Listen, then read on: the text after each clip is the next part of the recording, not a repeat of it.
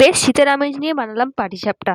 চলো পাটিসাপটার রেসিপিটা দেখে নিই। এই যে এখানে আছে কোরানো নারকেল, এখানে হালকা তেলে আমি লাল লাল করে ভেজে নেব চিনি দিয়ে। এইখানে মা সুজি, ময়দা, স্বাদ মতো নুন, পরিমাণ মতো চিনি দিয়ে যে যেরকম মিষ্টি খেতে পছন্দ করো নারকেলের, সেরকম নারকেলের চিনি দিয়ে ওটাকে গুলিয়ে নিতে হবে, নারকেলটাকে ভেজে নিতে হবে।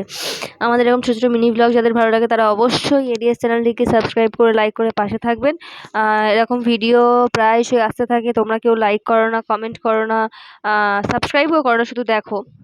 তো চলো ভিডিওটা দেখো, আর অবশ্যই লাইক কমেন্ট সাবস্ক্রাইব করে দিও। এখানে আমি কড়াটাকে হালকা ঘুরিয়ে এটাকে স্প্রেড করে নিচ্ছিলাম, এবার তার উপর নারকেল দিয়ে আর এরকমভাবে একটু মুড়িয়ে নিচ্ছিলাম। তাহলে বলো তো শীতের এরকম পাটিসাপটা কারা কারা খাওয়া হয়ে গিয়েছে? আমরা এই সবে পিঠে করছি, কেমন লাগলো অবশ্যই জানিও। এরকম পাটিসাপটা কাদের খেতে ভালো লাগে? তো যারা যারা করে খাওনি তারা অবশ্যই করে খাও এবং জানাও কেমন লাগলো। তো আজকের মতো ভিডিওটা এইটুকু। নমস্কার।